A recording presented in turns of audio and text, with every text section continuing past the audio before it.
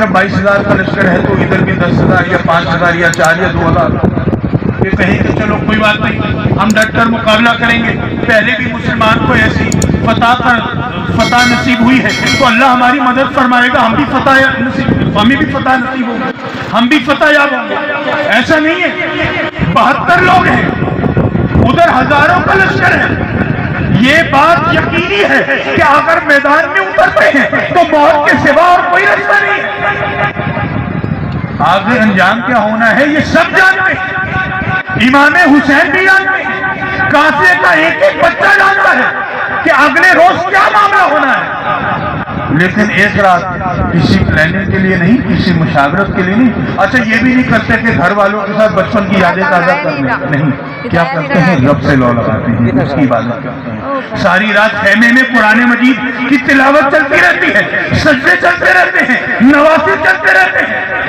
اب بتائیے ہم خود کو حسینی کہتے ہیں, یہی بیٹھ کر اپنا احتساب کر لیتے ہیں. آپ سب لوگ بیٹھے ہیں, ذرا خود سے پوچھ لیجیے کتنے روز ہو گئے یا کتنے مہینے ہو گئے کہ قرآن مجید اٹھا کر اس کی تلاوت کی. خود سے پوچھ لیجیے نا, اپنا احتساب آپ خود کر لیتے ہیں. دوستو حسینیت تو کہلاتے ہیں لیکن حسینیت پر عمل نہیں.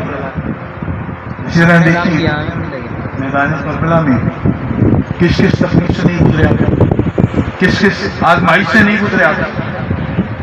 دیکھیے یاد کریں نا, اب بھتیجے ہیں قاسم, امام حسن کی نشانی ہے, صاحبزادے ہیں, اب میدان میں اترنے لگے ہیں.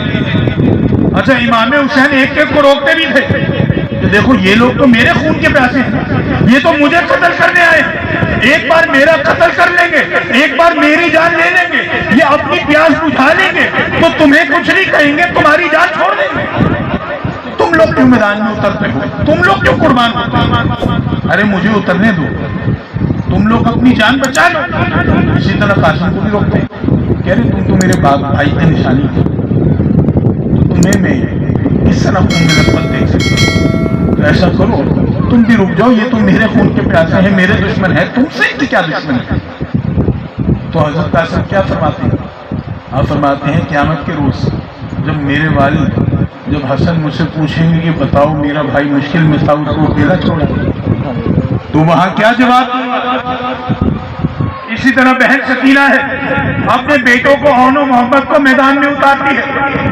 امام حسین پھر روکتے ہیں, دیکھو یہ تو میری جان کے در پہ, یہ میرے خون کے پیاسے, ارے ان کو قربان کیوں کرتی ہوں.